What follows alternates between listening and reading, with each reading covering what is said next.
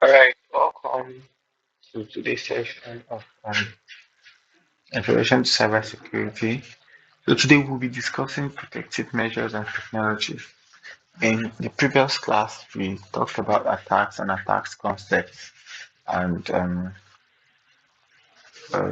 we talked about attack techniques, right? So we've now known some different ways attackers are able to attack a system, an application, a network, like that. So, how do we protect against vulnerabilities and attacks? This is going to be the focus of today's discussion. So, go right at it.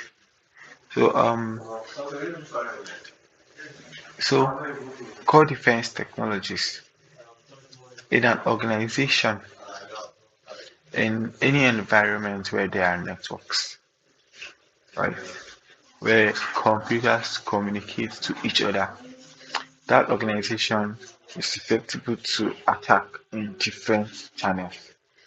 We talked about man in the middle attack the other time, where an attacker stays in between or intercepts communication between two parties to manipulate the communication or to steal information that's not supposed to be used, right?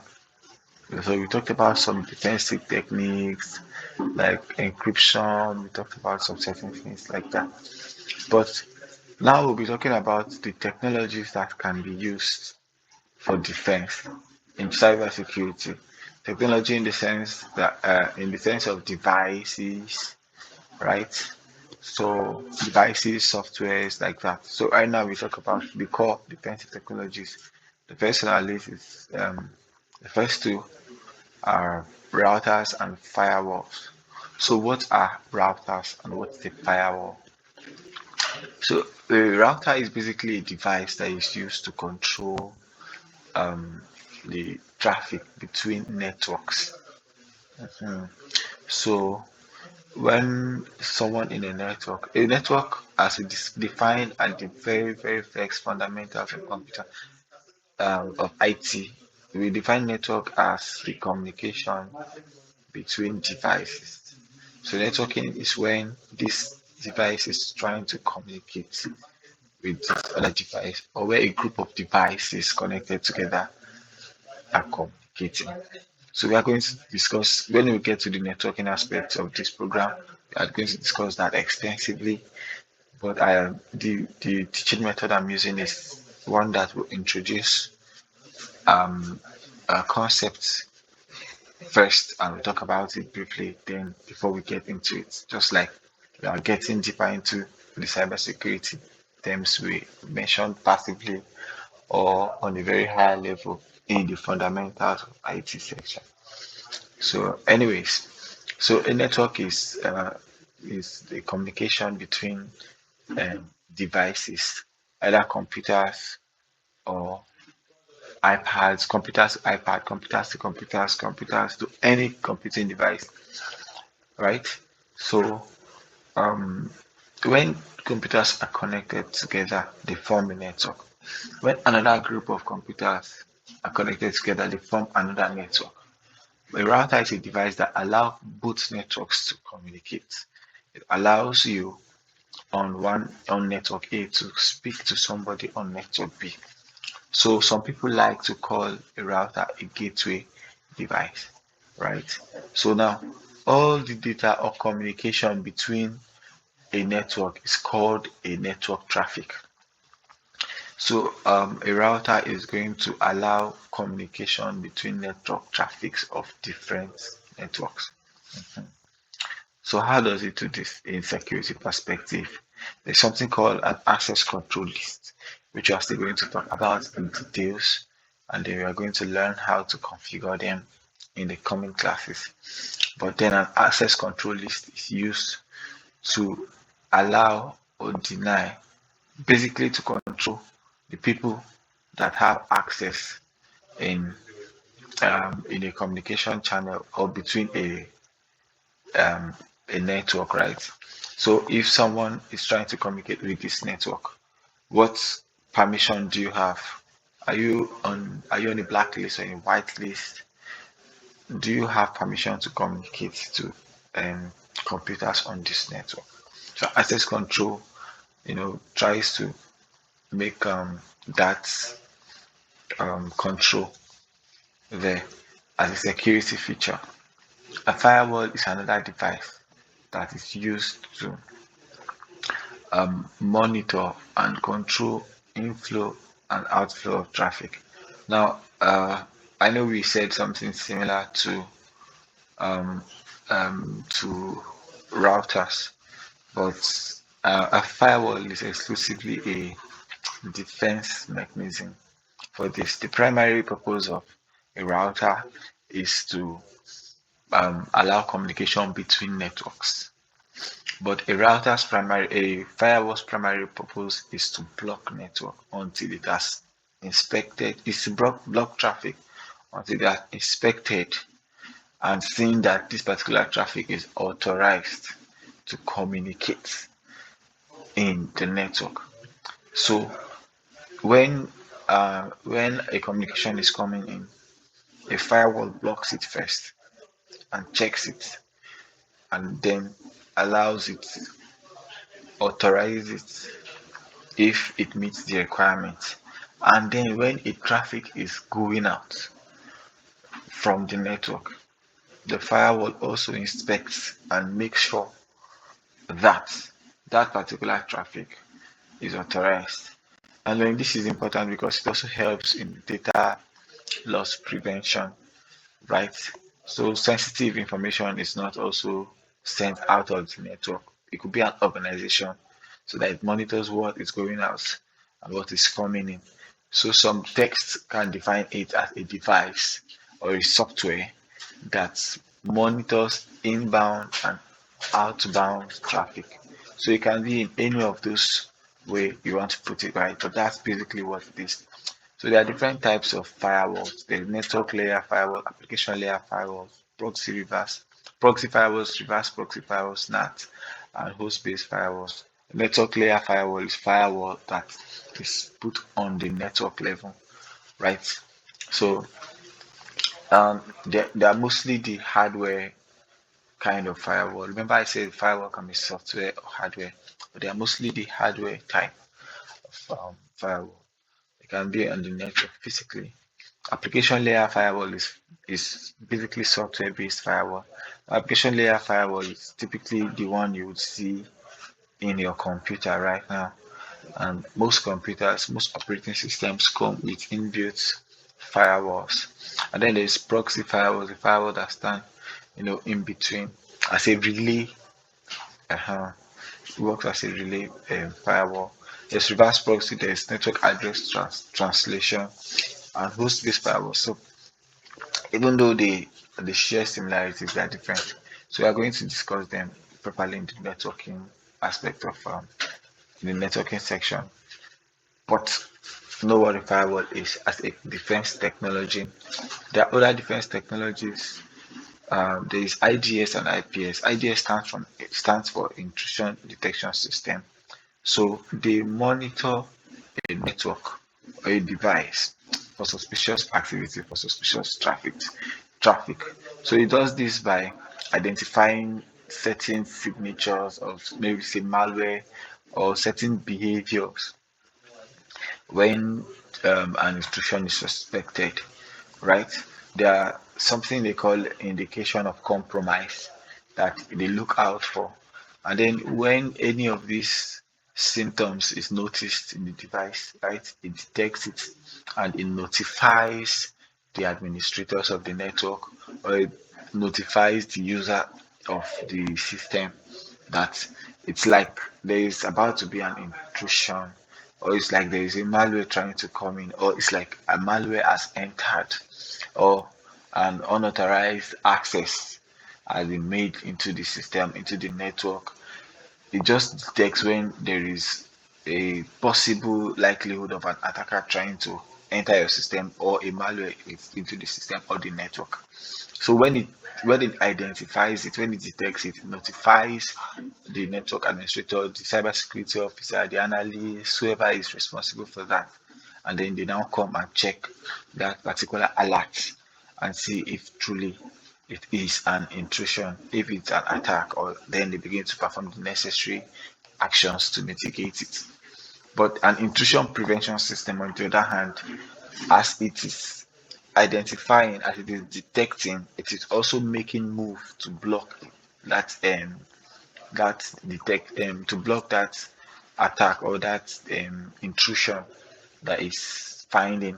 So if it finds that a malware is in the system, it is not just going to notify the administrators that there is a malware in this system right now that has entered. It is actually going to make a move to block it. If there is if it suspect that the person trying to gain access to a network is an unauthorized person, right? As it's automatically detecting it, it's also blocking it. There are different ways that it does this, right? There are um there are first of all we talked about indication of compromise, right? So but there are also there are behavioral characteristics or malware signatures and all of those things that make it able to identify when this is not the normal way the system is supposed to operate, or this is not the normal kind of file that is expected in the system, or this is not the normal network access or application access that someone is trying to make. And all of those things are indications of compromise. So it finds it and it blocks it. Right. So this is a high level explanation, but this is what IDS and IPS systems represent. So there is extended detection and response. So this one is it also does the work of IDS, IPS, but it's automated, right? It uses artificial intelligence. This is what you find in most modern day security systems, robust security systems in modern day office environment. So it uses artificial intelligence to intelligently identify, recognize, and respond to threats and respond to intrusion, right? So this is a more effective approach, right? So this is another one in the core defense technologies. Then there is also VPN, and VPN is you must have heard of VPN one way or another. But VPN virtually encrypts traffic and ensures secure communication over untrusted networks. What this means is that when you are browsing the internet, you are in an unsafe place because the internet is an open place. A lot of people are on the internet. It is very possible that your traffic can be intercepted.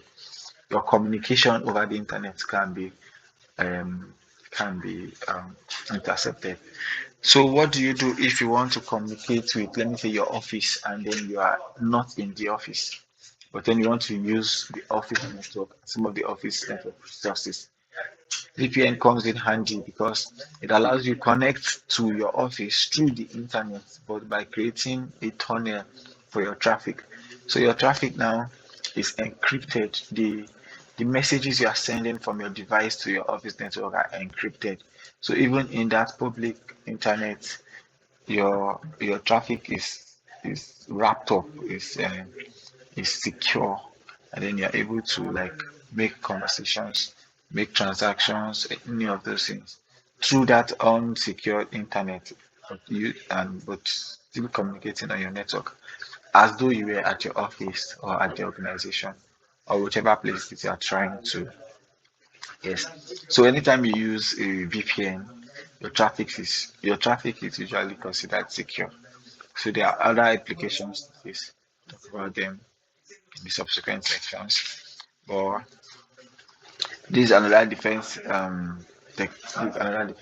technology that you could put into. Another one is anti-malware, and this is mostly software based. We talked about malware in the previous section. We said malwares are malicious software that can create that have unintended consequences on your device or your network, right? So there are different types of malware. There are viruses, there are ransomware, spyware, and that. Anyways, I do not think we talked about ransomware in the previous section, so I want to briefly talk about it. So a ransomware is a malware that can infect your system and kidnap your system and request for ransom. Just the normal way a kidnapper can kidnap someone and request for ransom. So what happens is that when your system gets infected with the ransomware is going to lock the system completely, and then the system is rendered unusable, and the person typically will be requesting for money, that if you don't send this particular amount of money, I am not going to open your system, or I am going to expose all the secrets that you have in your system.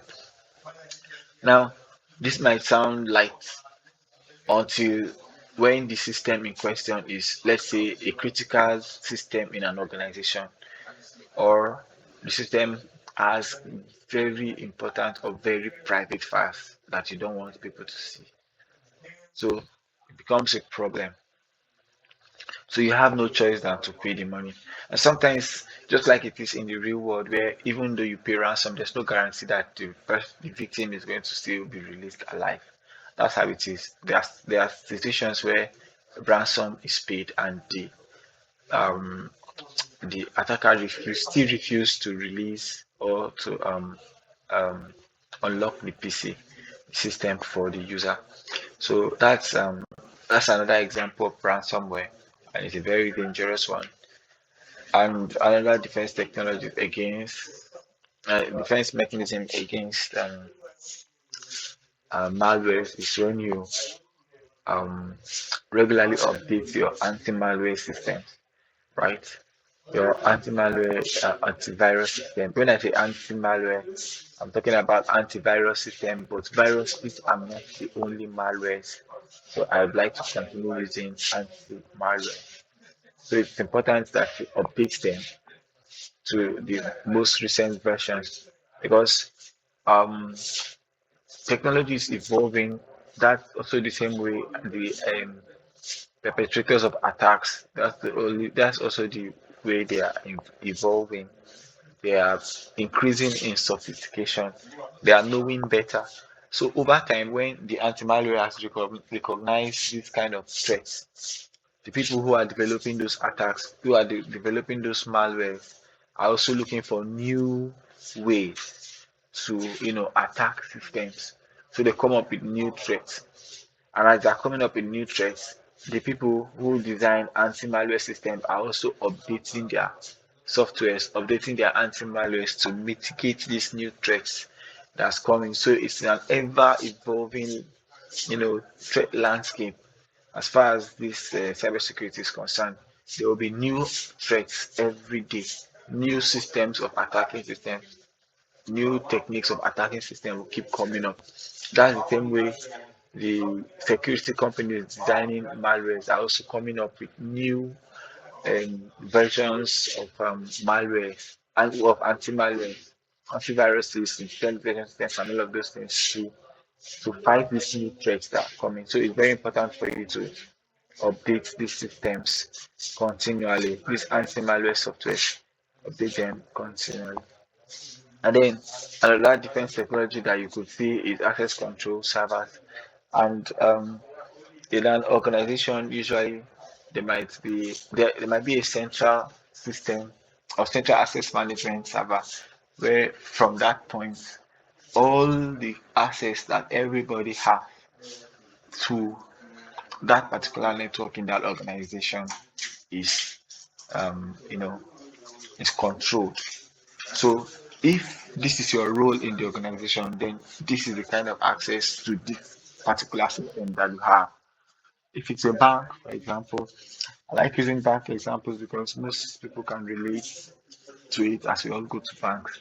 But yeah, if you are a teller, or if you're a cashier, right, and you're using a system, this is the only system that you can or should have access to. And these are the only things that you should be able to do with this system on the network, right? That's one level of access control.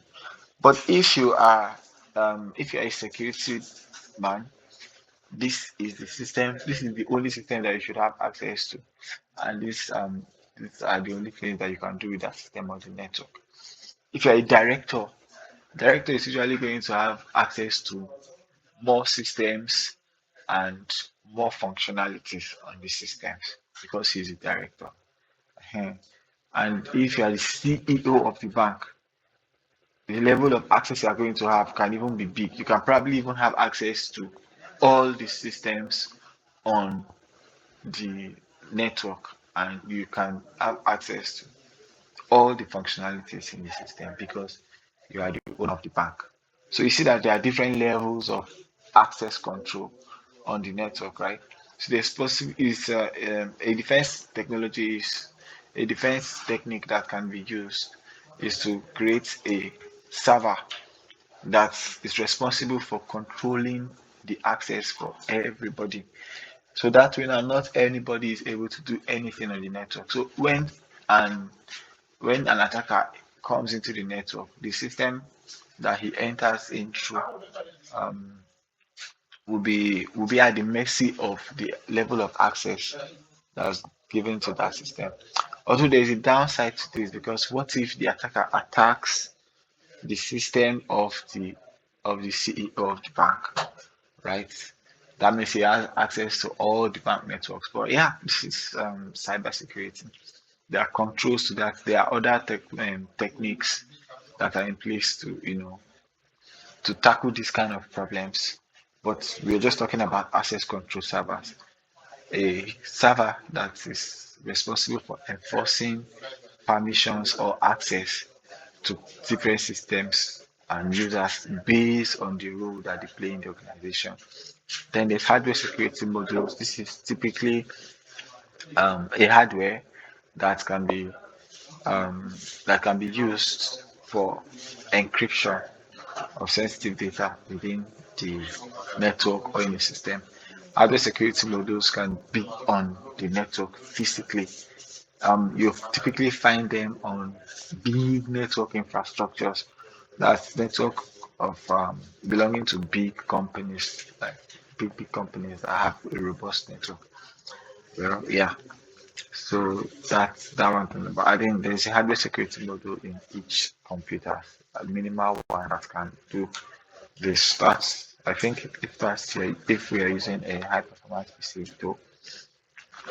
So if these are some examples, those are some examples um, of security technologies. Now we'll talk about practices. After using hardware security modules or using routers and IDS, IPS, like that. What are practices? What are best practices that one can engage in to better protect the network, protect the system, protect an organization's security infrastructure, right? As a professional that you are. So we are going to start with the risk assessment.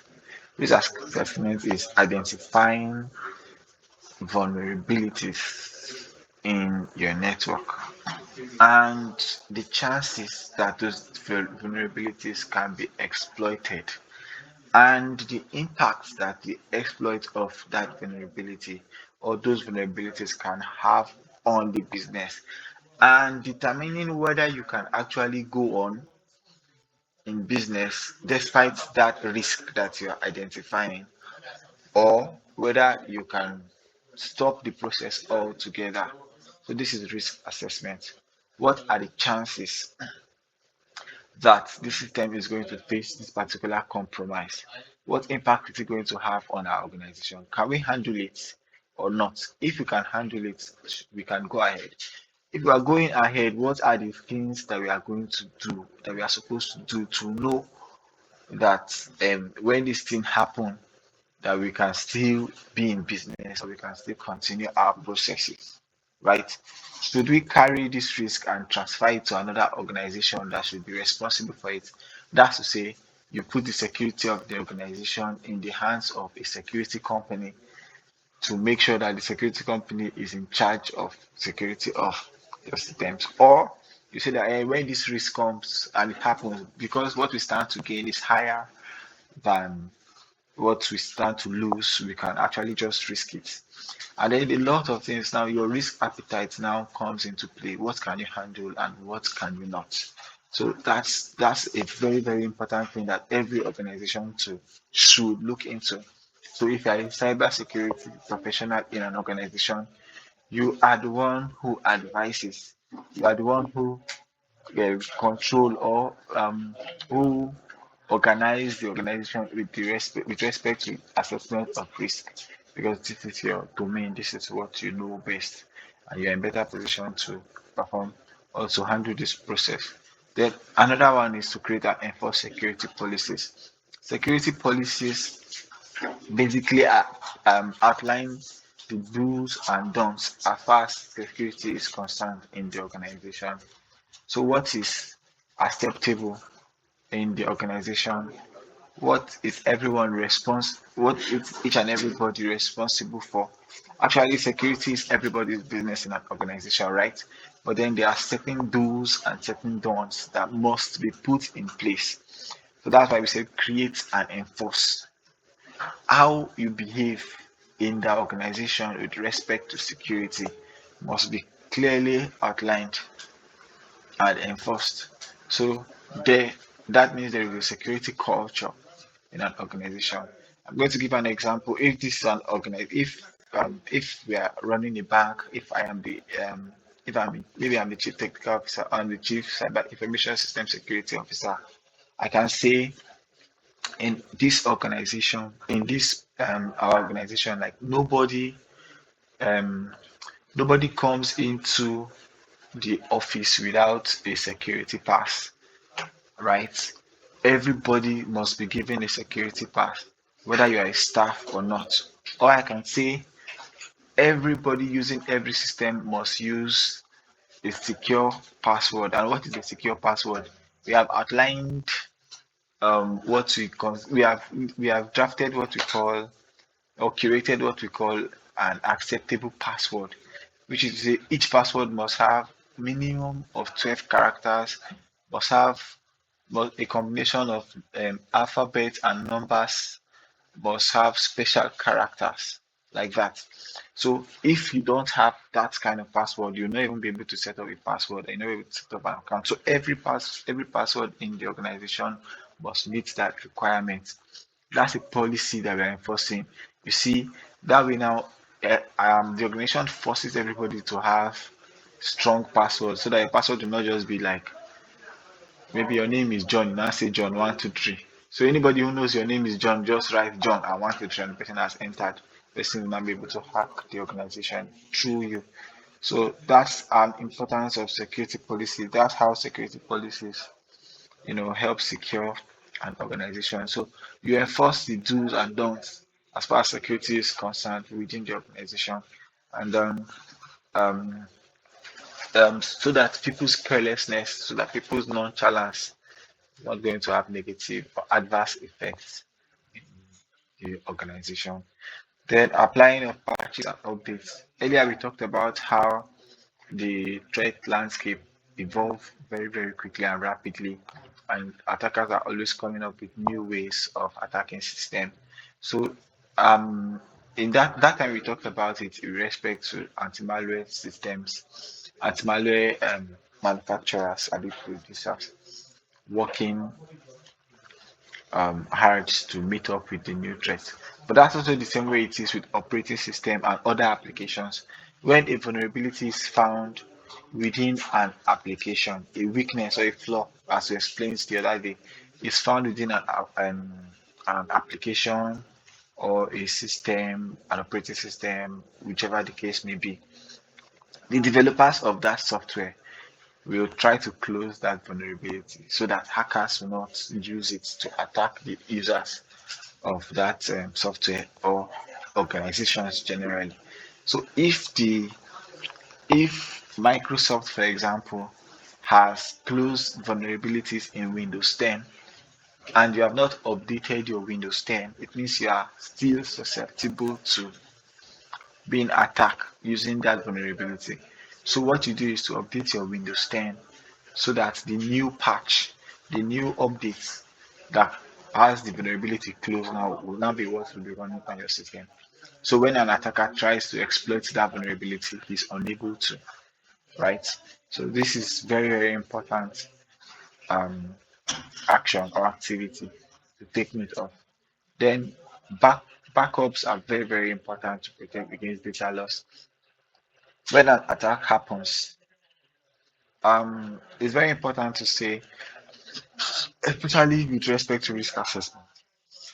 There's no organization that's foolproof. There's no organization that's completely secure.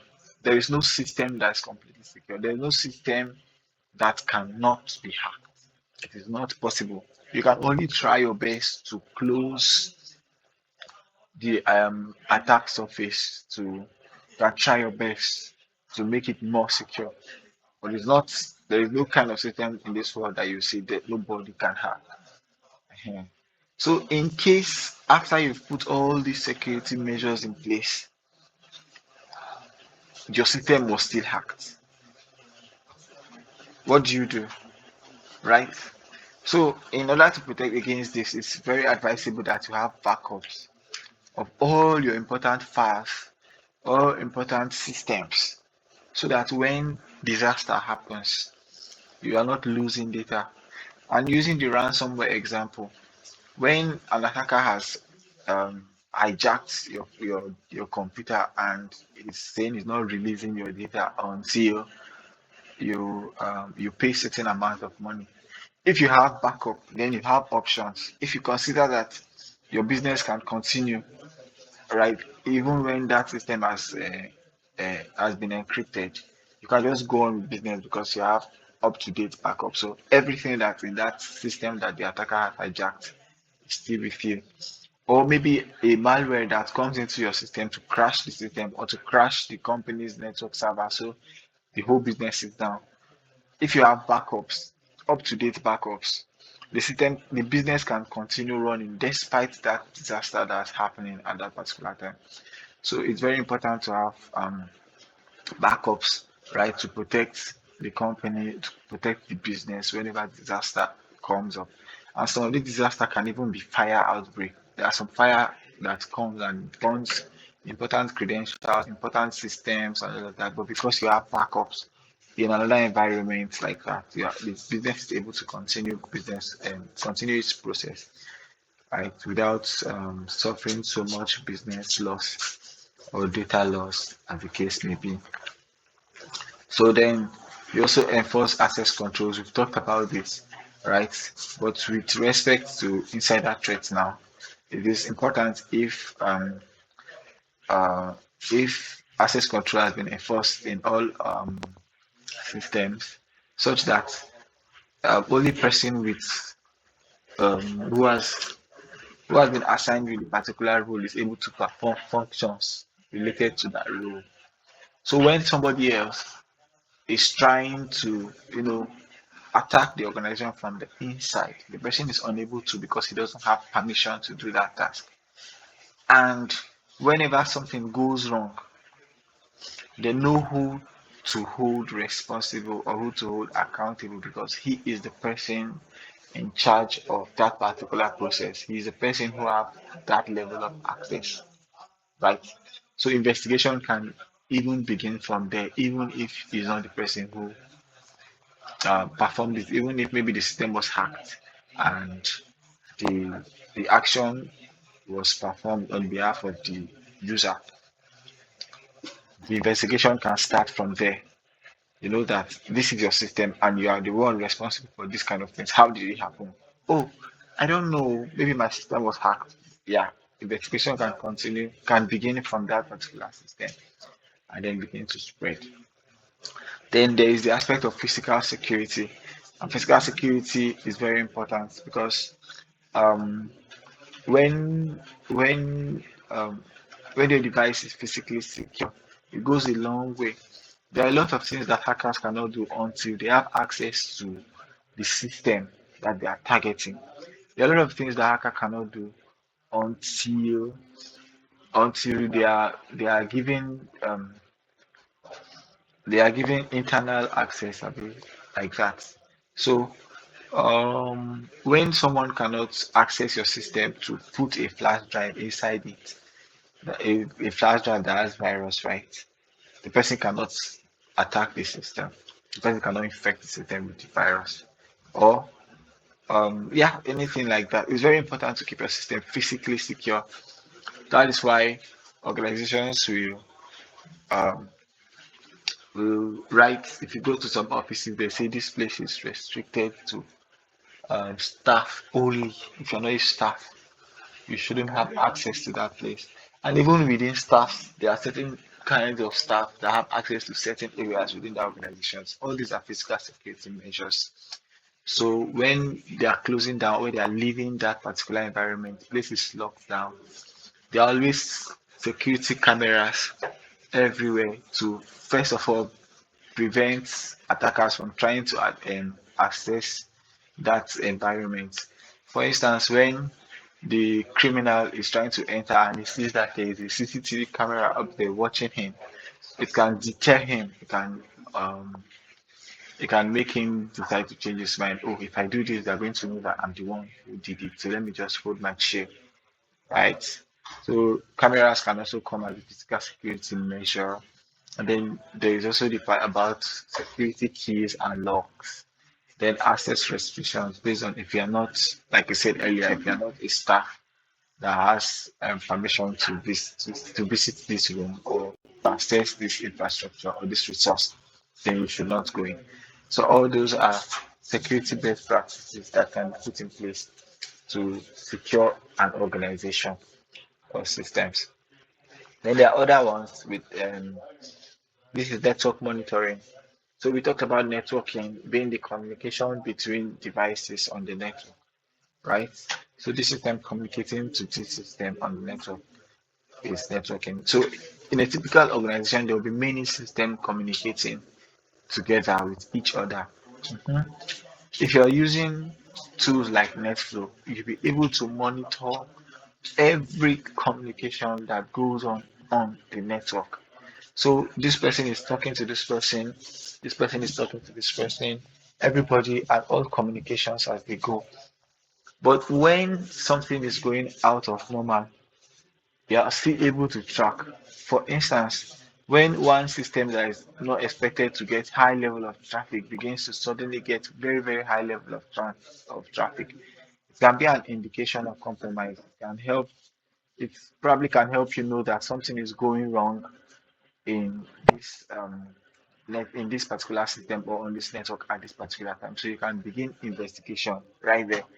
And if such activity is not even allowed in the first place, that system can be first immediately shut down before investigation begins. So it's very important to monitor your network, monitor the traffic going on the network. This will begin to make a lot of sense when we begin to talk about networking and attacks that network level attacks and how they operate and how they can be identified.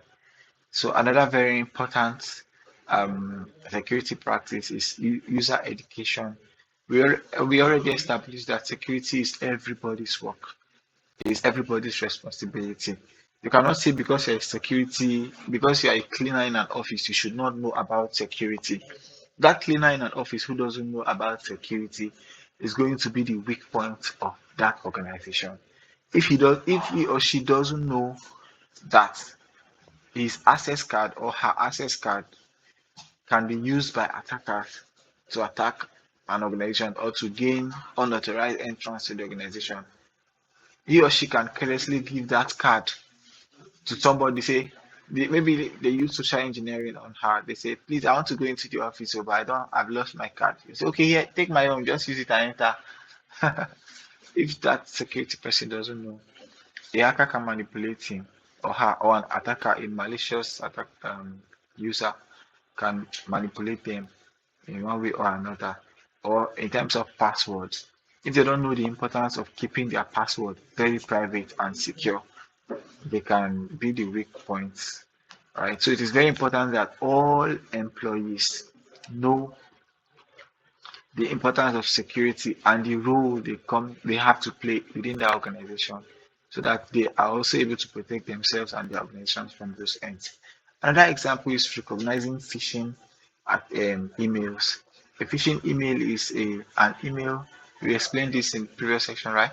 An email that pretends to be a legitimate one, which is in fact a disguise to lure the victim into performing certain actions or lure them into a wrong website or a criminal website where their information can be stolen, where sensitive data about them can be harvested, or in some certain cases, through that email, their system can be infected with malware.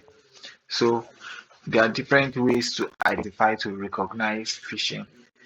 If that user does not know how to identify phishing emails, it can be a weakness. So it's very important to educate, to train all the employees within the organization how they can better protect themselves, how they can identify attacks and threats, how and then how they can stay secure, how they can stay safe. So that's I hope that makes sense. And incident response testing. So you don't wait for disaster to happen before you begin to run up and down. In a typical organization setting, it is expected that they um, simulate attacks, simulate security incidents to see how the organization is going to fare when an attack happens. So one incident that can happen is that the main server the main server in the bank's network can be attacked, can be hacked, and it can be made to crash.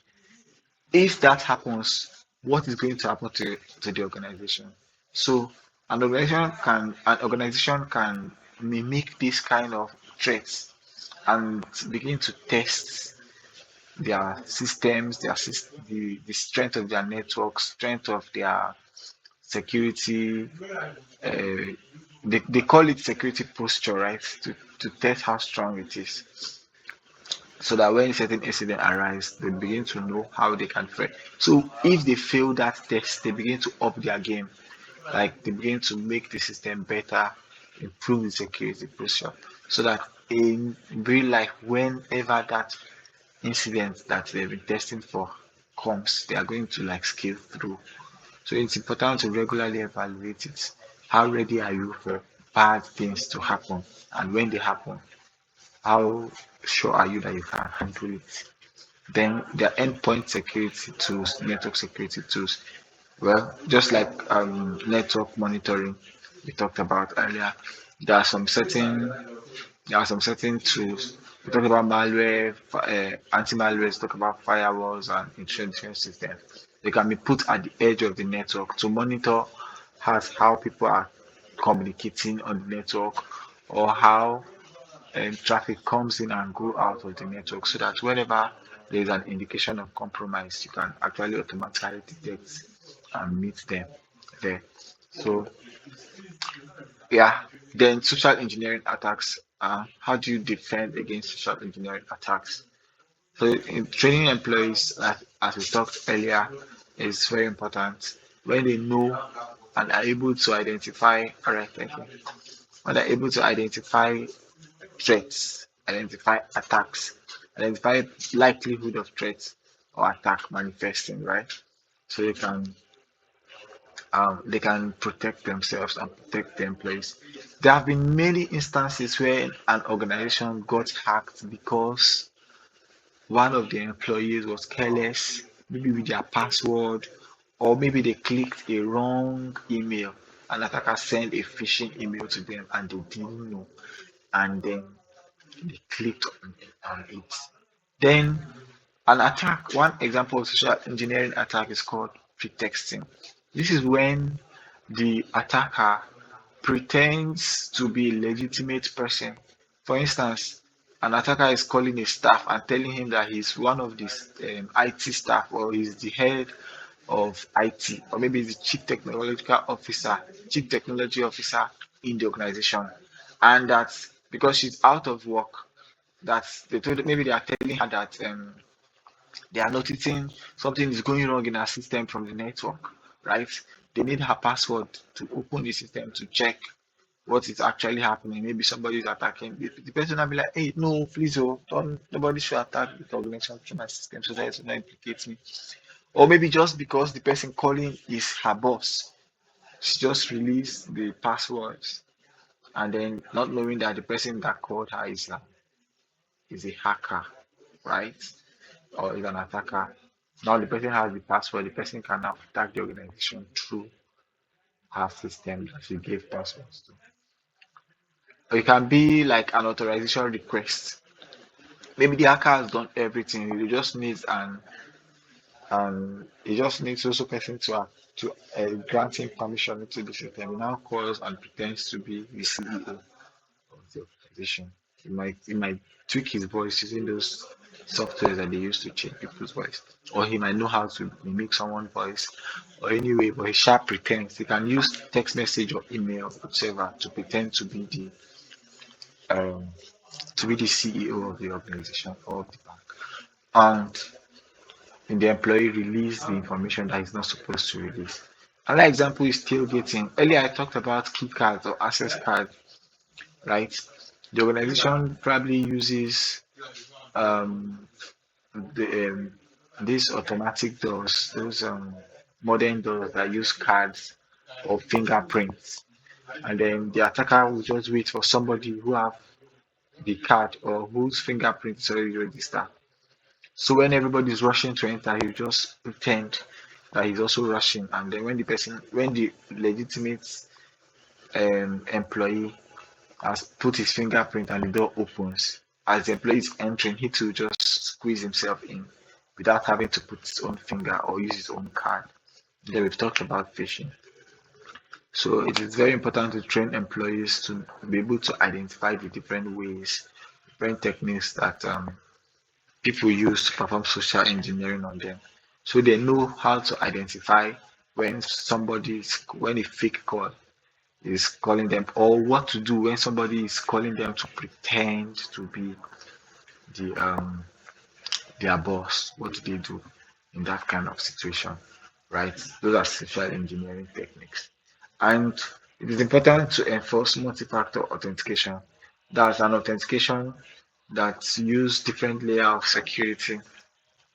So if I've used my password to try to access my system, then I have to also use my fingerprint.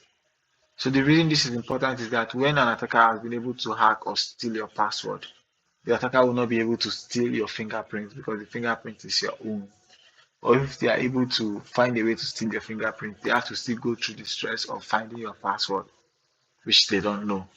You understand? And multi-factor authentication does not only have to be fingerprint and password. Sometimes it can be environment based, sometimes it can be region based. Sometimes there are some systems that if you are not within that particular state or that particular city, if you'll not even be able to access that system. There are some websites that you will not be able to access if you're not in America, right? Or there are some, even if you're able to access that website, there are some certain tasks that you cannot do because you're not within America at that time. That's another way of authentication, right? There is who you know, there is who you are, and there's what you have. There's what you know, what you have, and who you are. So yeah, so these are different level of authentication. Think about your bank card, right? Your ATM card that you use in the bank. So first of all, you have to have the ATM card. Secondly, you have to have the PIN. Thirdly, you have to be there at the bank with the card before you can remove money from the ATM. So that's three level of security, right? So yeah, so combining those different security um, techniques, they can be one, they can be two, they can be three. The point is that there are multiple authentication factors, right? So to defend against denial of service, first we have to know what denial of service is. I've talked about denial of service earlier in the previous session where we said um, a person who or a user who's supposed to have access to a particular system or information at a particular point in time is denied access to that system at that time. That's denial of service. It's an attack. An attacker can do that. Then a distributed denial of service is a coordinated denial of service attack where multiple systems have been infected with maybe like they have been migrated into, or they've been infected. Let me use the word infected. That's also fine. With malware that makes the attacker to be able to control all of them, and then he uses all those systems to try to send traffic to your system, or the victim system at the same time. So the victim system or network begins to experience an overwhelming amount of traffic, so much that it uses all the system resources. The system is not able to process all the traffic at the same time, and then it crashes, right? And becomes unavailable. That's a distributed denial of service. So how do you defend against the denial of distributed denial of service or denial of service attack? Is to a technique is to use rate limiting mechanisms. That's to say, you force your system not to try um, to respond or to process too large volume of traffic at the same time.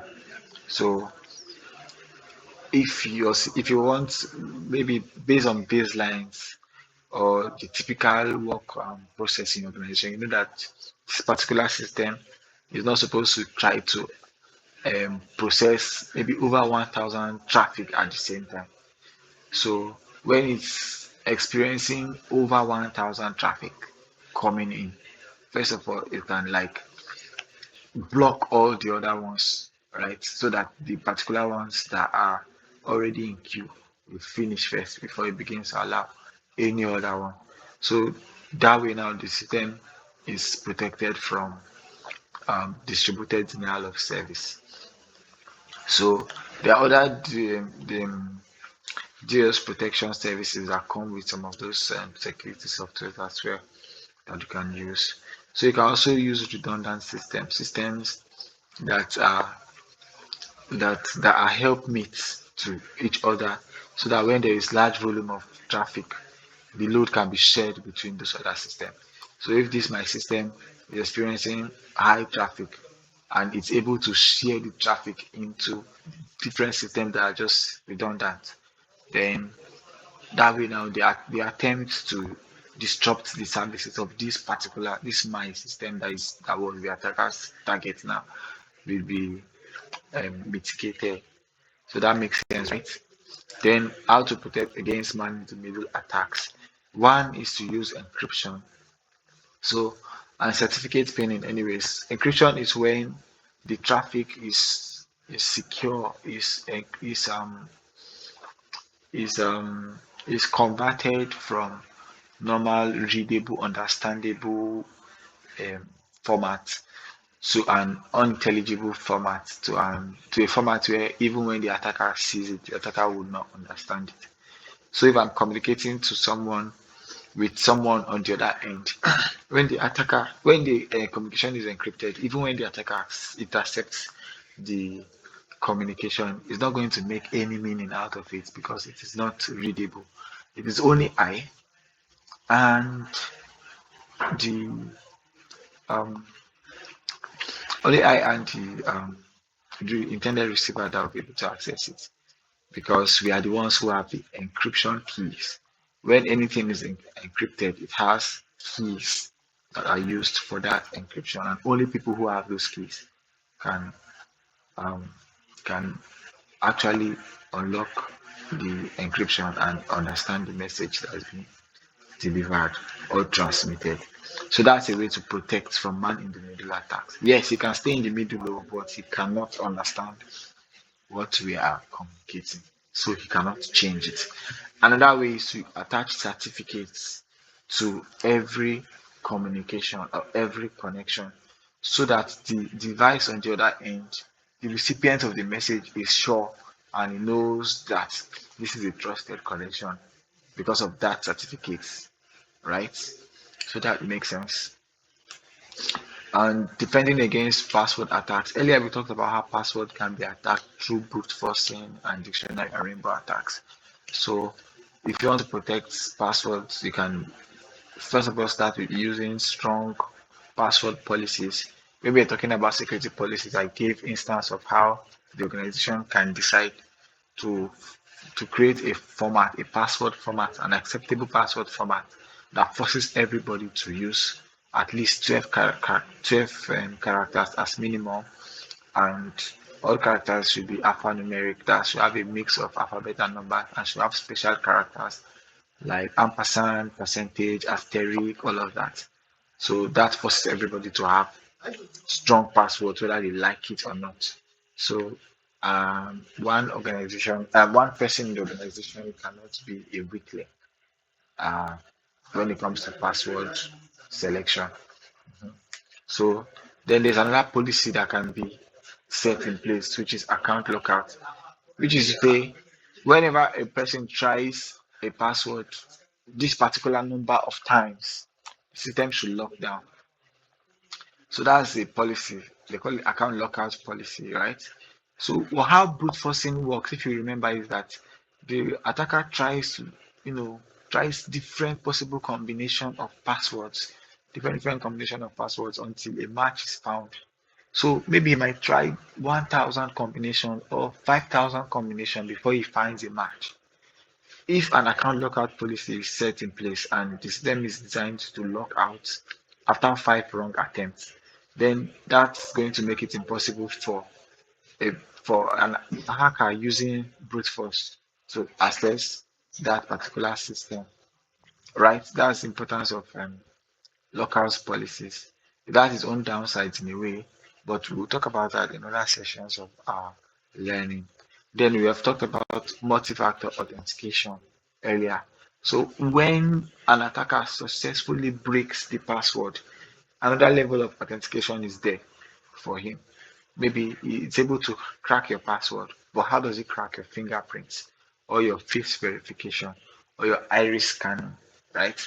Or location or any of the other authentication mechanisms. In my slide, I used two-factor authentication, but yeah, it can be actually multiple. It can be any number of authentication. Yeah. So how do you protect against ransomware and cryptojacking? We've explained ransomware to be encrypting a system or locking a system until and demanding for ransom until the ransom is paid. And we talked about cryptojacking as when we talked about this one in the former session, right? As when a victim's device has been hijacked and is using to mine cryptocurrency without the user knowing, right? So how can you protect against them? Remember, this session today is dedicated to protection, right?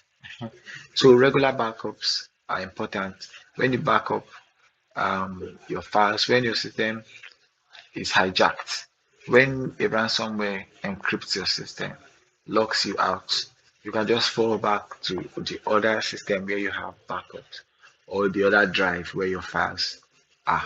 And then you just copy your files and your business can keep on going, right? If it's just your data that you need. So that can help, right? And then you can use anti-malware services. They are good. Usually these ransomwares can come through malwares, maybe like that you've downloaded from the internet.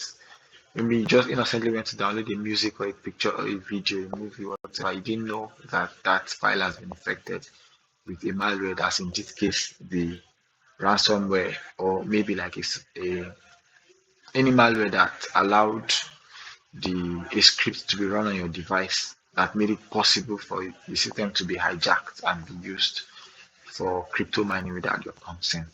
So it's very important to use anti-malwares, and your anti-malwares should also be up to date as much as possible. Then disk encryption is also very, very important.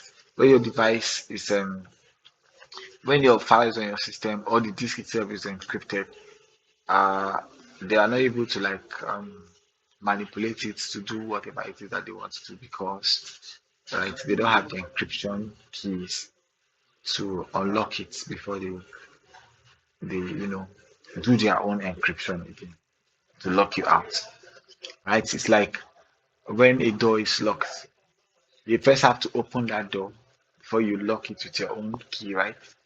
Or before you steal something. In fact, when the door is locked, somebody is a malicious user or a criminal, a thief is already locked out. So that's one. Then education, the final one is education, right? Okay, there is monitoring for success activities. There are activities that are indication of compromise that you should check, that you should pay attention to. For example, if you are noticing that your system um is using, you're not doing a lot of work in your system, and you are noticing that your system performance is increasing, right? You check and then your CPU usage is at 90, at 100, at 70. It's just very high. Or your network usage is very high. When you know you're not doing anything serious, it's an indication that something is running at the background. So we talk about the cryptojacking, for example. Yeah, mining cryptocurrencies using CPUs of a computer is tasking.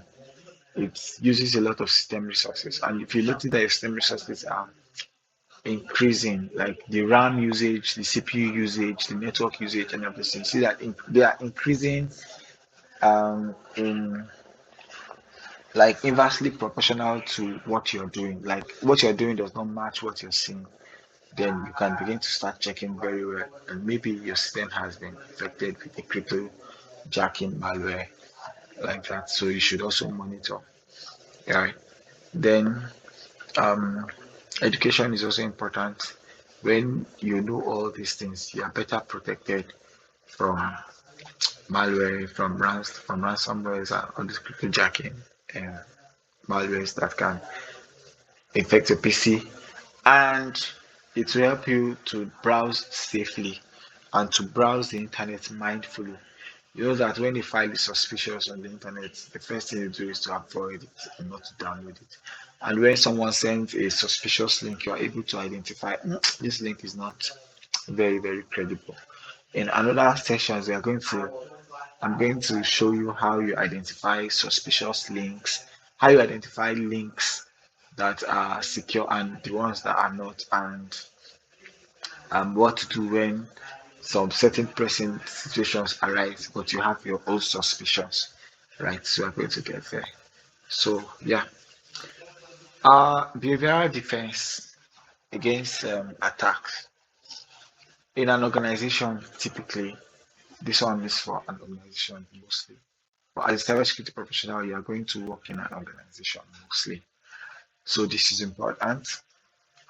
If you know that your organization, let's say it's a bank or any system, maybe a financial system, and you know that you're a target for hackers. Hackers will always want to try to hack the organization and maybe like steal money or do something. So what you do is, as you are trying to protect the organization, it's also important to like set traps. They call these traps honey pots or honey nets. It's a honey pot when it is simulated um, vulnerability in a system, but it's a honey net if it is simulated vulnerability in the network. So you try to like pretend to have so vulnerability and see how hackers or attackers try to exploit that vulnerability to harm or to attack your system or your network. That's why we call it simulated vulnerability. It's not a real vulnerability. You probably have closed the vulnerability, but you want to monitor the behavior of hackers whenever they want to hack your system, right? A honeypot and honeynet is very, very important that way. So you see that okay, our attackers trying to attack our system. These are the, maybe they perform so type of network scans, so they use so tools. They came in through this particular route, this particular route. You're just studying their attack patterns and techniques that they are using. So you can now use that now to better your security again in your organization, right? So they will come thinking that they have seen a weakness that they can exploit. They may know that that weakness is a trap. And then you can even use it to begin to know the people that are the kind of people that are trying to attack your network or your organization. Uh-huh. Then baselines. Baselines are like should I call it thresholds?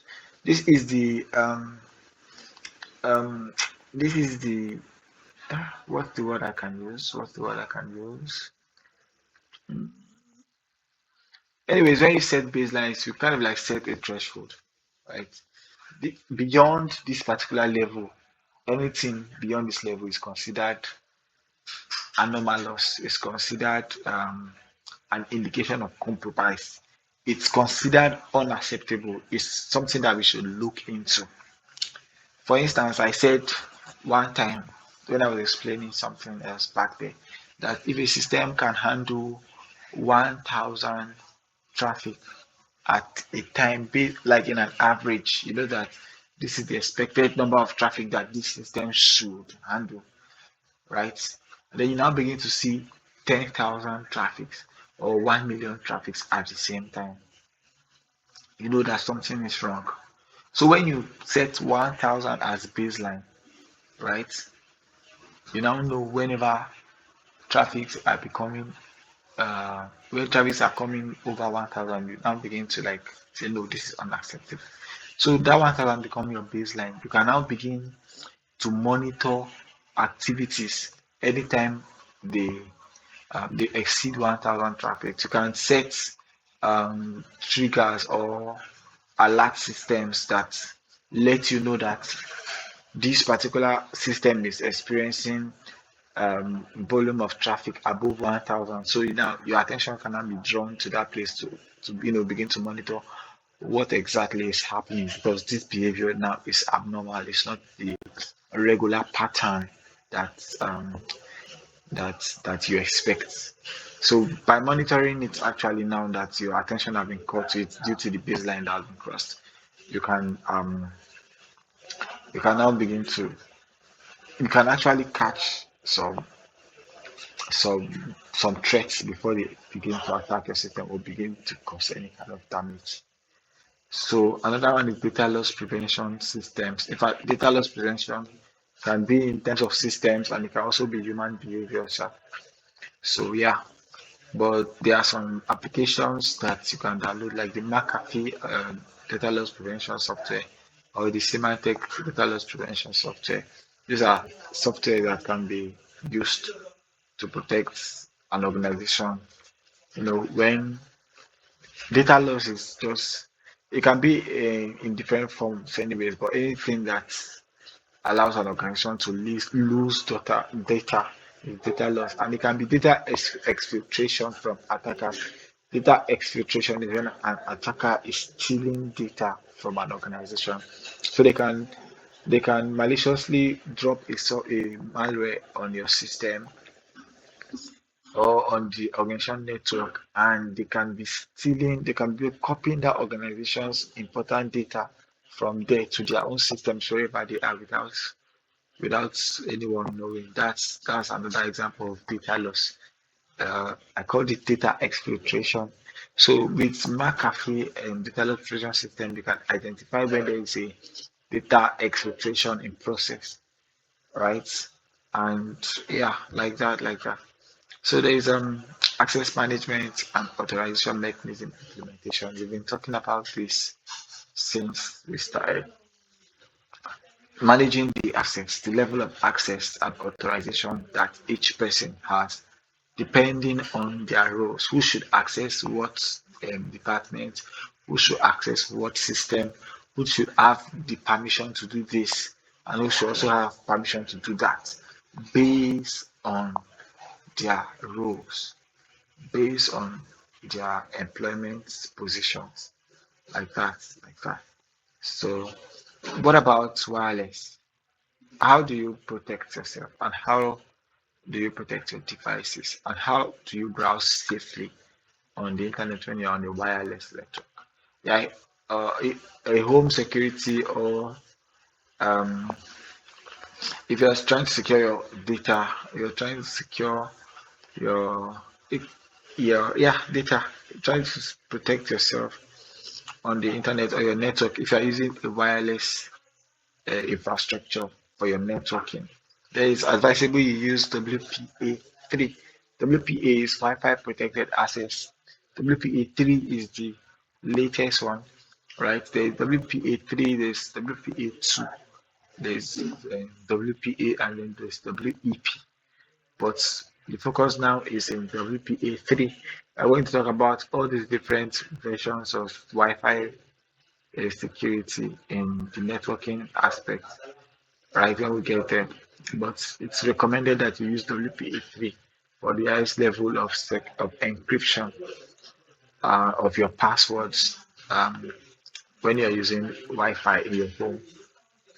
There is also WPA3 Enterprise for organization level kind of security, right? And then if you are in a public Wi-Fi, if you're in a public environment, it's important not to um, perform um, sensitive transactions or communication over a public Wi-Fi when you're on another person's network, because you don't know who the person is. The person um, a might be a hacker trying to steal all your data, all of you guys connecting to his network. And it's also possible that that public Wi-Fi they are connected to is not even the original one. It's probably an attacker that is spoofing it, that is pretending to be the original one. Then you connect to it without knowing. I'm going to give you an example. If you go to a hospital and then the hospital have Wi-Fi, so while you are waiting for your doctor, you decide to connect to the Wi-Fi and browse the internet. You know that your communication is passing through the hospital's network before it goes to the internet, before you get all the information you want from the internet, right? So it means that hospital are having access to your traffic through the Wi-Fi. But it is also possible that a hacker can be sitting close by in that hospital and he will have his own router and his own setup. You now create a Wi-Fi um you're going to create a Wi-Fi connection and change the name to the same name as the original Wi-Fi of the hospital. So you, when you don't know, you think that's the hospital's original Wi-Fi. You now connect to it. Yes, you're going to have internet access. You're going to be browsing, but you see that thing that you're doing is passing through the hacker's device. So the hacker is able to intercept and analyze your traffic. So if you are sending sensitive information, it's possible for him to get them, to steal them. So now imagine if you are doing a financial transaction there and the guy is sitting there monitoring it. He's probably going to be um, getting some of your credentials. Or if you are logging into a sensitive system application, he might be able to like steal your traffic and then he has something to begin to try to crack. So it can be that, right? So that's why it is important when you're in a public or an unsecure environment and you are using the internet that you use VPN. And we have explained the importance of VPN before in the previous slides. We said that your communication is going to be encrypted so that even when someone intercepts it, the person is not going to be able to make meaning of it, right? So yeah, that's how you protect when you're in Wi-Fi environments. Then this is also organization based. There's something they call SIM and SOA tool. SIM is security information and event management. Example is Splunk, Google Chronicle. And what they do is that they aggregate all the traffic to one central management platform where everything going on within the organization can be monitored, right?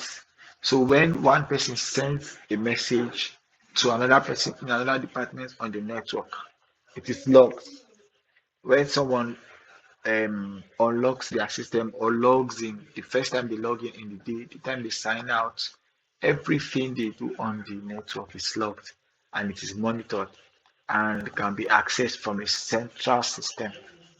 And it's kind of like creating a unified, aggregated um, data log, traffic log, activity log, so everything everyone does in in the system. So that's why it's called event management. Everything everyone does is logged. Everything everyone does is recorded, and it is accessed, and can be processed from a particular central server somewhere within the organization. So that's what SIEM tools are. Example, like I said, is Splunk and Google Chronicle. Then another similar one is SOA systems. SOA stands for Security Orchestration, Automation, and Response. So they are usually automated. The security process is automated. The detection is automated. The detection of maybe like possible compromise or possible intrusion, all of that, they are automated, and the response um, to those possible indication of compromise or possible threats or possible intrusion detections, right, are automated also. So any task that is going to be like security, any security task that is going to be repeated, like you want to be that you need to be doing over and over and over, is also automated, right? So this is a very very intelligent system. They typically also implement AI, artificial intelligence, to like intelligently recognize patterns, recognize important or repetitive tasks, and all of this in order to do all these processes. So when everything is automated, you see that the work is reduced from the management, from the administrator's hand, the person who is in charge of doing these things. So a security test or a security check that maybe like should be done in routine, maybe like every 5 minutes you're supposed to check this, every 5 minutes you're supposed if it is now automated, he doesn't have to be checking by himself every 5 minutes. The system automatically checks it 5 minutes. So and then because it is the system that is doing it automatically, it reduces the response time and it increases the efficiency of the overall system. And example of them are Phantom and QRadar. So Phantom is developed by Splunk, the same Splunk we talked about in the same. So and there's QRadar, and this one is by IBM. So we are going to talk about this extensively in other sections of our training. So remember, this is introduction to cyber security. So make sure everything you say, if you have any question, you ask them. But by way of summary, we've talked about how um, we talked about the core technologies for protection. We talked about the router. We talked about the firewalls. Talk about intrusion detection systems and detection prevention system. We talked about XDRs and how they are used to protect. We talked about anti-malwares. We talked about protection from like the human perspective, in behavioral perspective of protection. We talked about how important it is to use multiple layer of security, right? When you use multiple layer of security, it's called layered defense. That you are using different um, approaches together in the organization, combine them together. So when you combine technology policies and user education, you increase the protection level of your organization. So you now have a more robust security posture, right? We talk about how it's important to continuously monitor um, for attacks continuously. We talked about the importance of updating. Talked about how incident response are essential. We talked about risk assessments and simulation of attacks and all of the likes. So everything we discussed today are, protection mechanisms for having better security against attackers and vulnerabilities that may be found in your system. So Having said all of that, we'd like to end the class here. It's already over 1 hour. So when you have any question, don't feel free to ask. I'll be here to answer them. So thank you so much for joining today, and we're going to see you in the next one. Bye.